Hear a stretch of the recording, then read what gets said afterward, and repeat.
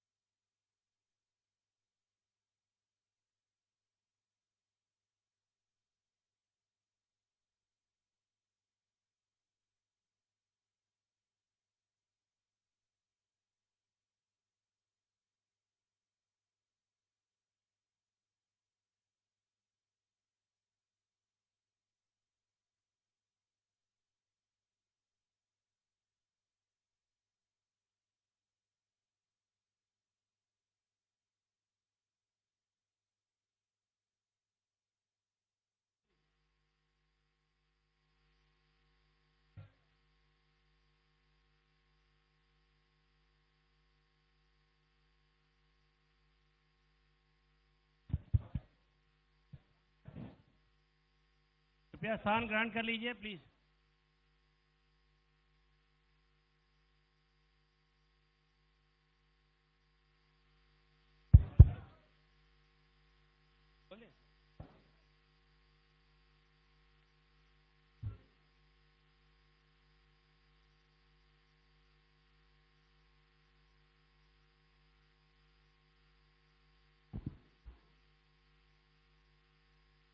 कृपया स्थान ग्रहण कर लीजिए। सभी पत्रकार मित्रों से आग्रह है, कृपया स्थान ग्रहण कर लें। बैठ जाइए प्लीज, बैठ जाइए प्लीज, बैठ जाइए प्लीज।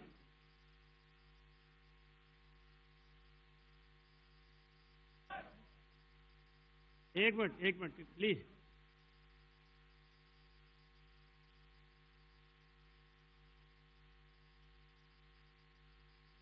महाकुंभ 2025 के शुभारंभ के अवसर पर, मीडिया सेंटर के उद्घाटन के अवसर पर आज मैं समारोह के मुख्य अतिथि परम आदरणीय माननीय मुख्यमंत्री श्री योगी आदित्यनाथ जी का, जिनकी देखरेख में, जिनके नेतृत्व में आज महाकुंभ का आयोजन किया जा रहा है, उनका मैं हृदय से स्वागत करना चाहता हूं। मैं साथ ही स्वागत करना चाहता हूं हमारे डिप्टी चीफ मिनिस्टर साहब श्री केशव प्रसाद मौर्य जी का, जो आज इस समारोह में हमारे आमंत्रण पर सम्मिलित हुए हैं। इसके अलावा मैं स्वागत करना चाहता हूं हमारे जल शक्ति मंत्री माननीय श्री स्वतंत्र देव सिंह जी का, हमारे औद्योगिक विकास मंत्री जी का श्री नंदगोपाल नंदी जी का, माननीय सांसद श्री प्रवीण पटेल जी का, माननीय विधायक श्री पूजा पाल जी और माननीय विधायक श्री गुरु प्रसाद मौर्य जी का। इसके अलावा मैं स्वागत करना चाहता हूं माननीय मुख्य सचिव महोदय का और पुलिस महानिदेशक महोदय का। ये एक बड़ा ऐतिहासिक क्षण है। आज पूरे विश्व की निगाहें प्रयाग पर टिकी हैं। यहाँ पर विश्व का सबसे बड़ा जो आध्यात्मिक और जो धार्मिक आयोजन जिसको कहा जाए महाकुंभ 2025, जो उत्तर प्रदेश सरकार माननीय योगी आदित्यनाथ जी के नेतृत्व में जिसका भव्य आयोजन किया जा रहा है और जिसको आप देख सकते हैं होर्डिंग में, जिसको सनातन गर्व और महाकुंभ पर्व की संज्ञा दी गई है और जिसको सुव्यवस्थित, स्वच्छ, सुरक्षित, डिजिटल कुंभ बनाने के लिए क्या क्या प्रयास किए गए हैं, क्या क्या व्यवस्थाएं की गई हैं, इसके बारे में आपको मुख्यमंत्री जी खुद बताएंगे। लेकिन इससे पहले कि मैं माननीय मुख्यमंत्री जी को आमंत्रित करूं, मैं आग्रह करना चाहूंगा माननीय मुख्य सचिव महोदय से कि औपचारिक रूप से सभी मेहमानों का स्वागत करने का कष्ट करें। धन्यवाद। नमस्कार माननीय मुख्यमंत्री जी, तीर्थराज प्रयाग में मां गंगा, यमुना और सरस्वती के पावन संगम तट पर प्रारंभ होने जा रहे महाकुंभ 2025 के इस संवाददाता सम्मेलन में मैं माननीय मुख्यमंत्री जी का, मंच पर आसीन सभी अतिथि का तथा आप सभी पत्रकार बंधुओं का हार्दिक स्वागत और अभिनंदन करता हूं। यह बहुत ही सौभाग्य का विषय है कि देवताओं के लिए भी दुर्लभ तीर्थराज प्रयाग में पवित्र त्रिवेणी तट पर लगने वाले विश्व के सबसे विशाल आध्यात्मिक समागम के हम सभी साक्षी बनने जा रहे हैं। माननीय मुख्यमंत्री जी के नेतृत्व में वर्ष 2019 में संपन्न स्वच्छ प्रयागराज कुंभ के भव्य और दिव्य आयोजन के आप सभी हम लोगों के साथ साक्षी रहे हैं और आपका बहुत ही सकारात्मक सहयोग तब भी हम सबको प्राप्त हुआ था। हमें पूरी उम्मीद है कि आप इस कुंभ की में पूरी तन्मयता के साथ शरीक होंगे, भाग लेंगे और आपका सहयोग हम सबको मिलता रहेगा। महाकुंभ 2025 के औपचारिक शुभारंभ में बस अब 3 दिन शेष हैं। 13 जनवरी पौष पूर्णिमा से दुनिया के सबसे बड़े मानव सभा समागम का शुभारंभ हो जाएगा। इस संबंध में क्या क्या तैयारियां हुई हैं और मार्गदर्शन के लिए मैं इस अवसर पर आमंत्रित करूंगा माननीय मुख्यमंत्री जी। माननीय मुख्यमंत्री जी।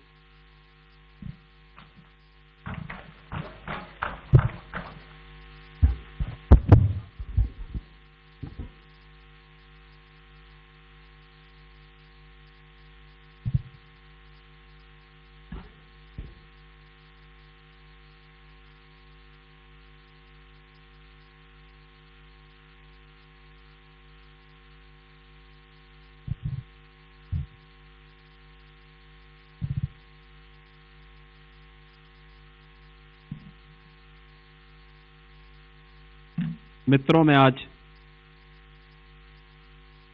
टीम यूपी की ओर से महाकुंभ पर्व जो सनातन गर्व का प्रतीक है, इसके आयोजन के लिए आज जब मीडिया सेंटर का शुभारंभ हो रहा है, इस अवसर पर सबसे पहले आप सभी बंधुओं का हृदय से स्वागत करता हूं। मुझे प्रसन्नता है कि इतनी उत्सुकता से और इतनी देर से प्रतीक्षा के बावजूद आपके चेहरे पर प्रसन्नता है और एक सुकून जैसा एहसास मुझे दिखाई दे रहा है। मैं इसके लिए आप सबका हृदय से अभिनंदन करता हूं। मित्रों, 12 वर्ष के बाद महाकुंभ का आयोजन, और उसमें भी 144 वर्ष की वह शुभ मुहूर्त आए, तो वह सचमुच उस पूरी पीढ़ी के लिए जो प्रत्यक्ष या अप्रत्यक्ष रूप से उस आयोजन के साथ जुड़े हों, उन सब के लिए सौभाग्य का विषय भी है और गौरव का विषय भी है। और ये हम लोग अपना सौभाग्य मानते हैं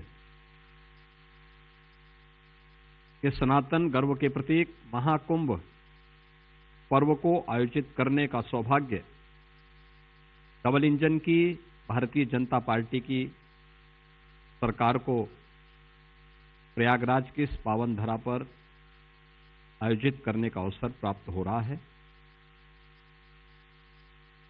जब हम कुंभ की बात करते हैं तो यजुर्वेद एक बात कहता है, यत्र विश्वम भवत एक नीडम,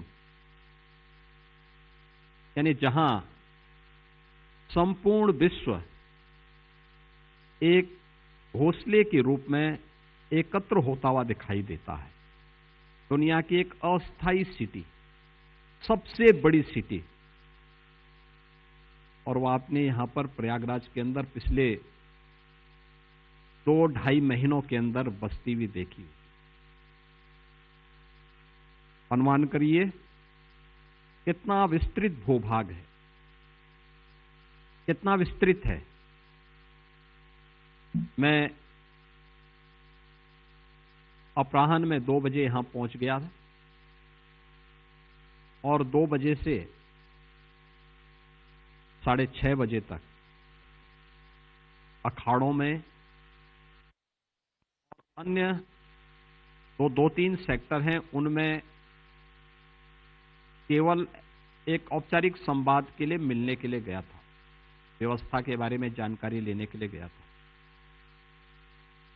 मुझे 4.5 घंटे केवल 2 सेक्टर में लगे हैं और 25 सेक्टर में 10,000 एकड़ विस्तृत क्षेत्रफल में प्रयागराज का ये महाकुंभ का आयोजन होने जा रहा है, जिसमें पूरा देश और पूरी दुनिया का हर वह व्यक्ति जो सनातन धर्म के प्रति, भारत और भारतीयता के प्रति सम्मान और गौरव की अनुभूति करता है, वह इस आयोजन का साक्षी बनने जा रहा है। इस पूरे आयोजन के लिए केंद्र और राज्य सरकार ने अब तक जो व्यवस्थाएं की हैं, आपने देखा होगा कि आदरणीय प्रधानमंत्री जी 13 दिसंबर को यहां पर आकर के कुंभ आयोजन के साथ ही, कुंभ का आयोजन सनातन आस्था का प्रतीक है, भारत की आस्था का प्रतीक है। इस आयोजन को पूरी भव्य रूप से आयोजित करने के लिए डबल इंजन की सरकार ने जो इंफ्रास्ट्रक्चर प्रयागराज के लिए दिया, उन सब को उद्घाटन करने के लिए आदरणीय प्रधानमंत्री जी का मार्गदर्शन और उनका आशीर्वाद यहां प्राप्त हुआ था और एक प्रकार की औपचारिक शुरुआत उन्होंने उस दौरान की थी संगम नोच पर पूजा करके। ये सभी कार्य श्रद्धालुओं के लिए अब समर्पित है। उन कार्यक्रमों के साथ आपने देखा होगा कि कैसे आस्था के इस महासमागम को हम सिटी डेवलपमेंट प्लान के साथ भी जोड़ सकते हैं। प्रयागराज के अंदर 2019 के कुंभ के दौरान भी इंफ्रास्ट्रक्चर का कार्य पहली बार लोगों को देखने को अवसर प्राप्त हुआ होगा, और जितना कार्य 2019 में हुआ उससे दोगुने से अधिक कार्य 2025 के महाकुंभ के पूर्व प्रयागराज सिटी के लिए भी, और महाकुंभ का वह क्षेत्र जहां पर अस्थायी सिटी बसी है, उन सब जगहों पर भी कार्य व्यवस्थित रूप से आगे बढ़ते हुए दिखाई दिए। और आज महाकुंभ के बहाने प्रयागराज का भी कायाकल्प हुआ है, और प्रयागराज कुंभ भी अपने दिव्य और भव्य रूप में आस्था और आधुनिकता का एक महासमागम बनकर के नए भारत का दर्शन कर रहा है। भारत 140 करोड़ जनता तकनीक के प्रति कितनी आग्रही है, ये इस डिजिटल महाकुंभ के माध्यम से इस बार आने वाले श्रद्धालुओं को इस सब कुछ देखने को प्राप्त होगा। इस दौरान आपने देखा होगा कि कैसे कुंभ क्षेत्र में एक एक चीज को व्यवस्थित करने में पूरी टीम ने कार्य किया है, क्योंकि महाकुंभ का जो क्षेत्रफल है, ये पूरा क्षेत्र मां गंगा और यमुना के तट पर ही संपन्न होता है, और आयोजन के लिए हम लोगों के पास दिसंबर तक का समय होता है। उससे पहले एक माह अधिक तक काफी बरसात थी, यानी जो बरसात 15 सितंबर तक पूरी हो चुकी होती वो 15 अक्टूबर तक निकली, यानी हमारे पास कुल 2.5 महीने का समय था। और इस दौरान पूरे क्षेत्रफल को, नदियों के तटों को व्यवस्थित करना, उन्हें वहां पर कैंप लगाने और अस्थायी आश्रम स्थापित करने के लिए, उस प्रकार के अखाड़ों की स्थापना के लिए उस प्रकार की सुविधाओं से व्यवस्थित करना, 10,000 एकड़ से अधिक भूभाग को महाकुंभ के आयोजन के लिए तैयार करना, उसका मास्टर प्लान और लेआउट प्लान को फिर जमीनी धरातल पर लेकर के पेंटून ब्रिज कैसे तैयार होने हैं, चेकर प्लेट कैसे लगनी है, कैसे वहां पर पेयजल की व्यवस्था आदि पहुंचानी है, कैसे 70,000 से अधिक विद्युत के पोल स्थापित करने हैं और उन पे बिजली की व्यवस्था भी उनके साथ जोड़ करके देखनी है। एक एक कार्य को इन 2.5 महीनों के दौरान ये हमारी यहाँ की प्रयागराज मेला प्राधिकरण ने जो महाकुंभ के आयोजन के साथ इस पूरे आयोजन को यहाँ पर आयोजित कर रही है, उन्होंने एक एक कार्यक्रम को आगे बढ़ाना प्रारंभ किया, और उसका परिणाम आज आपके सामने है। 30 के 30 पेंटून ब्रिज बनकर के तैयार हो गए, चेकर प्लेट 500 किलोमीटर से अधिक पूरी बिछाई जा चुकी है, 1.5 लाख शौचालय और 1.5 लाख से अधिक टेंटेज की व्यवस्था यहां पर की गई है, 25 सेक्टर बनाए गए हैं। इस पूरे क्षेत्र को जो 2019 में 19 के पहले जिन लोगों को भारत की आस्था के सम्मान के बारे में, जो लोग उसकी कोई कीमत नहीं समझते थे, उन लोगों ने कुंभ को गंदगी का, अव्यवस्था का, भगदड़ का पर्याय बनाया था। लेकिन प्रधानमंत्री मोदी जी की स्वच्छ भारत मिशन के साथ से प्रेरणा लेते हुए उनके मार्गदर्शन में 2019 का कुंभ स्वच्छता के मानक पर एक नए प्रतिमान का प्रतीक बना था। न केवल कुंभ क्षेत्र बल्कि मां गंगा और यमुना और सरस्वती की त्रिवेणी के संगम को भी इस बहुत शुद्ध जल उपलब्ध हो रहा था। और 2019 से भी बेहतर व्यवस्था 2025 के इस महाकुंभ के आयोजन के साथ यहां पर देखने को मिल रही है। 2024 में हम लोगों ने 2019 में यहां पर कुल 1,15,000 टॉयलेट बन पाए थे और इस बार यह 1.5 लाख से अधिक बनेंगे, बन चुके हैं। उन्हें व्यवस्थित किया जा रहा है और बहुत बेहतर तरीके से उन्हें आगे बढ़ाया जा रहा है। ऐसे ही सेक्टर की संख्या बढ़ाई गई, उसका विस्तार दिया गया। प्रयास किया गया है कि कुंभ क्षेत्र में संगम में स्नान करने के लिए आने वाले श्रद्धालुओं को, जो अपने साधन से आएंगे, उन श्रद्धालुओं को कोई समस्या न हो, इसके लिए 500-550 से अधिक शटल बसेज परिवहन निगम ने लगाए हैं और 300 इलेक्ट्रिक बसेज भी यहां पे नगर विकास के द्वारा अतिरिक्त उपलब्ध कराई गई हैं।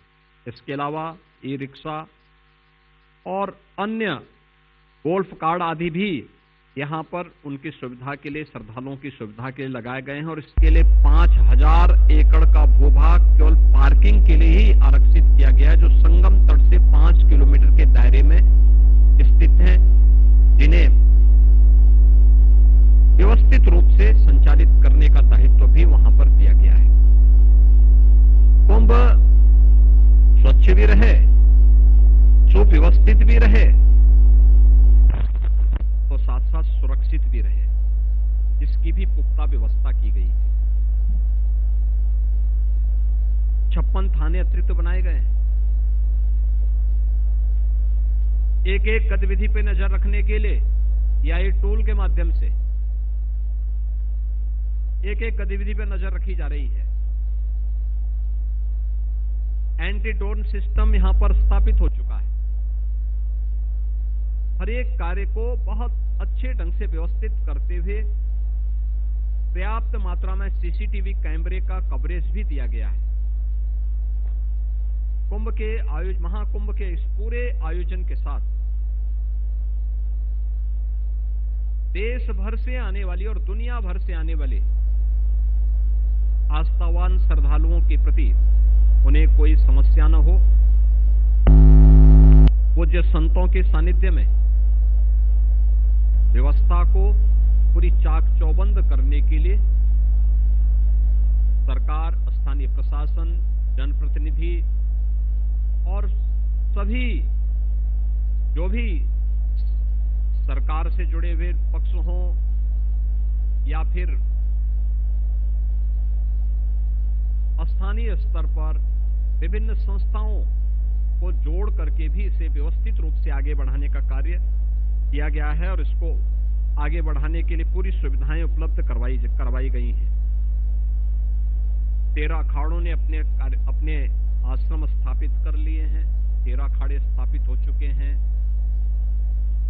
दंडीवारा, खाक चौक, ये सभी व्यवस्थित रूप से यहां पे संचालित हैं। आचार्यवाड़ा, ये भी पूरी तरीके से अपने इनकी गतिविधियां संचालित हो चुकी हैं। प्रयागवाल अपनी व्यवस्था को पूरी व्यवस्थित रूप से आगे बढ़ा रहा है। इस दौरान 25 से 30 लाख कल्पवासी भी यहां पर अगले 1 महीने तक, यानी माघी पूर्णिमा तक, वे लोग प्रयागराज में रहेंगे। वे भी यहां पर कल तक पर्याप्त मात्रा में कल्पवासी भी मेला क्षेत्र में प्रवेश कर जाएंगे। इस अस्थायी स्थिति में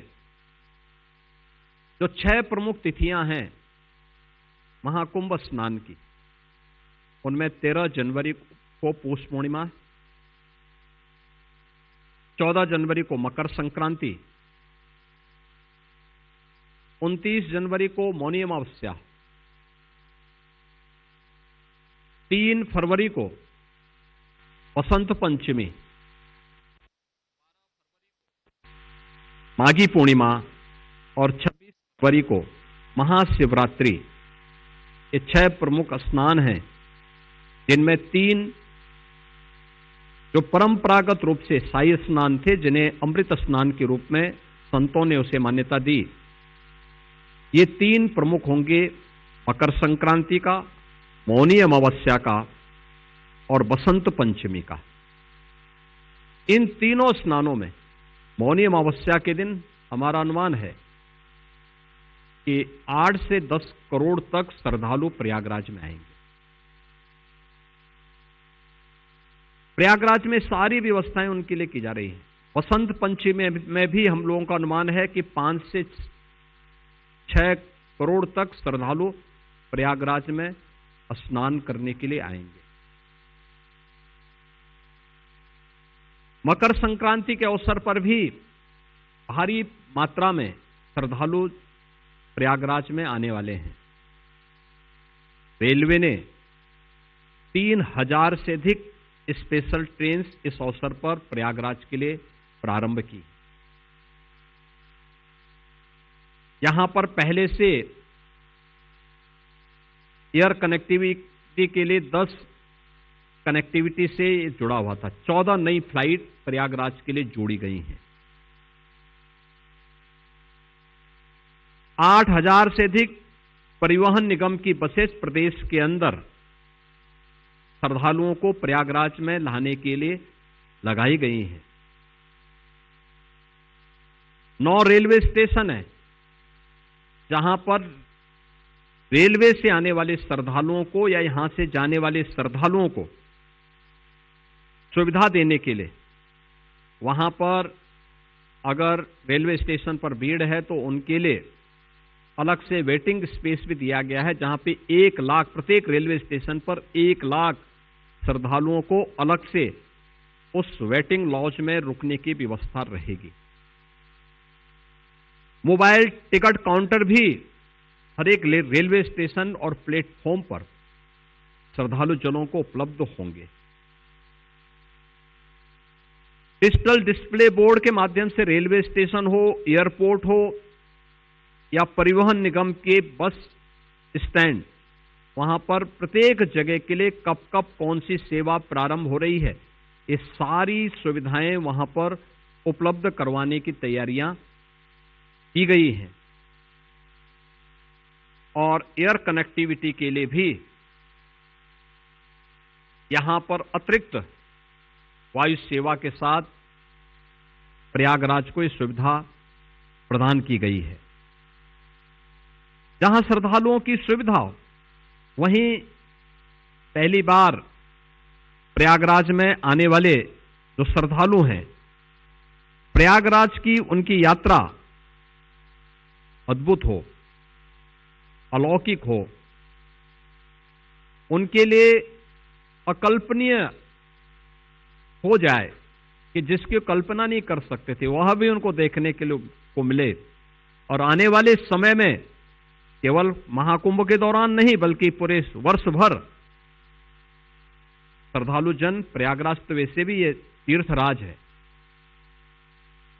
तो तीर्थराज प्रयाग में श्रद्धालु आकर के उनका अनुभव कर सके। Akshay Vat corridor, Saraswati Koop corridor, Patalpuri corridor, बड़े हनुमान जी मंदिर का कॉरिडोर, महर्षि भारद्वाज कॉरिडोर, प्रभु राम और निषाद राज के मिलन का जो पावन भूमि है श्रृंगवेरपुर का कॉरिडोर के साथ ही यहां पर अन्य जो कॉरिडोर भी स्थापित किए गए हैं, जहां पे श्रद्धालुओं के लिए पूरी व्यवस्था की गई है, जिसके बारे में मान्यता है कि ब्रह्मा जी के यज्ञ स्थल, दशाश्वमेध घाट व मंदिर, नाग वासुकी मंदिर या द्वादश माधव के मंदिरों की पुनरुद्धार, प्रयागराज में जो आने वाले श्रद्धालु होंगे उन सब की इस यात्रा को अविस्मरणीय बनाएंगे। प्रयागराज के बारे में एक मान्यता थी कि यहां पक्के घाट नहीं बन सकते, लेकिन इस बार पक्के घाट भी हैं और 12 किलोमीटर के एक विस्तृत भूभाग में श्रद्धालु जनों को, आने वाले श्रद्धालुओं को स्नान करने का एक अद्भुत अवसर भी प्राप्त होगा। आपने देखा होगा कि संगम तट पर पर्याप्त जल है, जल अविरल भी है, निर्मल भी है, और अविरल तभी होगा जब पर्याप्त होगा। तो वह सब कुछ वहां पर मौजूद है। एक विस्तृत क्षेत्रफल बनाया गया है।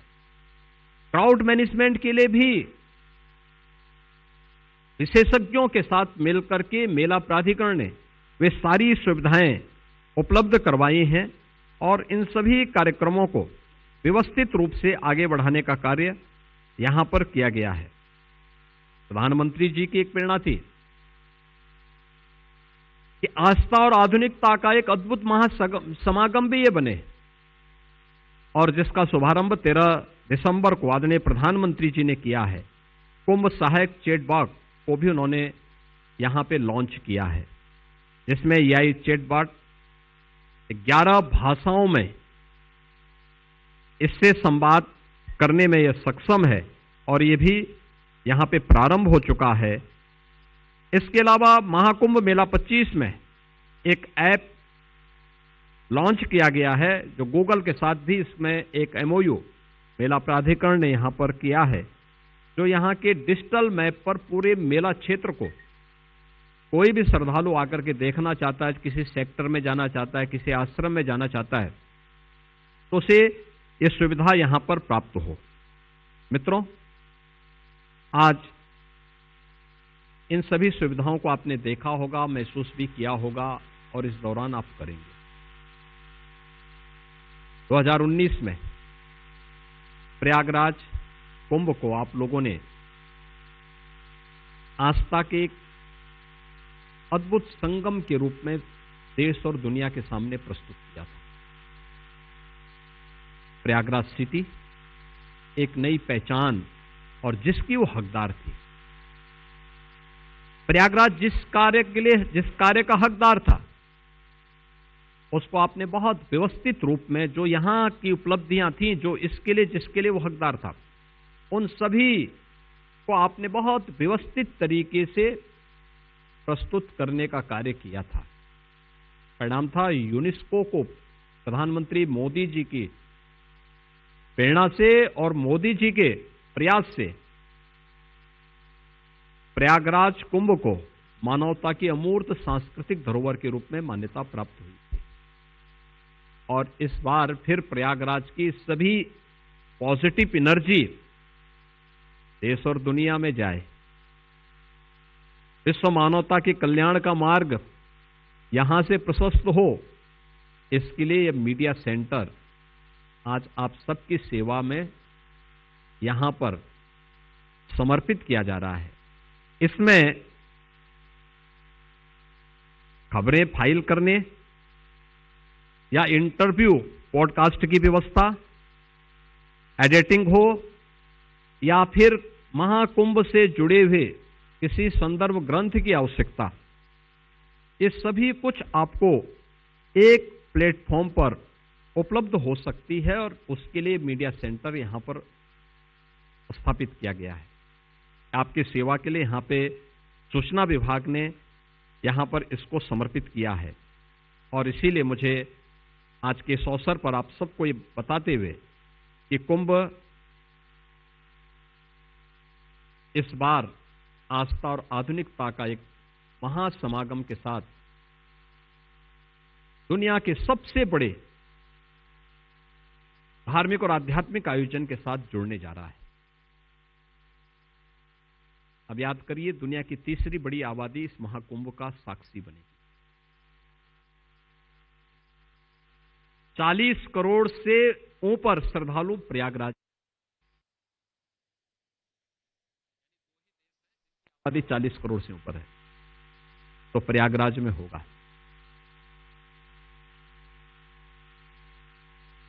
जिन लोगों ने महाकुंभ के आयोजन को गंदगी का और भगदड़ का पर्याय बनाया था, उनके लिए एक सबक होना चाहिए। उस समय लोग आते थे, क्या दुर्व्यवस्था रहती थी, क्या गंदगी रहती थी। आस्था का उन्होंने सम्मान नहीं किया था। आज आस्था को सम्मान देकर के हम अर्थव्यवस्था को भी सुदृढ़ कर रहे हैं। आस्था और आधुनिकता का ये महासमागम प्रत्येक व्यक्ति के जीवन में भी कैसे खुशहाली ला सकता है। लाखों लोग इस पूरी व्यवस्था के साथ जुड़े हुए हैं, लेकिन यह प्रयागराज के साथ साथ प्रदेश और देश की अर्थव्यवस्था को भी अकेले प्रयागराज महाकुंभ 2 लाख करोड़ रुपए का ग्रोथ अकेले प्रयागराज महाकुंभ से होने जा रहा है। कैसे आस्था इसको अर्थधारण बनने जा रहा है, और इसलिए आज के इस अवसर पर स्वच्छ कुंभ के साथ साथ इसको हम लोगों ने एक सुरक्षित, सुव्यवस्थित और आधुनिक महासमागम के रूप में जो भी योजना तैयार की है आपके सामने है, और मुझे पूरा विश्वास है कि आपकी जो रिपोर्टिंग होगी महाकुंभ के आयोजन के साथ, वह न केवल प्रयागराज को बल्कि उत्तर प्रदेश को दुनिया के उस बेहतरीन डेस्टिनेशन के रूप में जो प्रयागराज के लिए बहुत पहले उपलब्ध होनी चाहिए थी, टूरिस्ट डेस्टिनेशन के एक बेहतरीन सेंटर के रूप में इस महाकुंभ को और प्रयागराज को और सुविधा आप दिलाने में और वह हक दिलाने में आपकी रिपोर्टिंग बड़ी भूमिका का निर्वहन कर पाएगी। मैं एक बार फिर से आप सबका हृदय से स्वागत करता हूं। प्रयागराज महाकुंभ के आप सब साक्षी बन रहे हैं,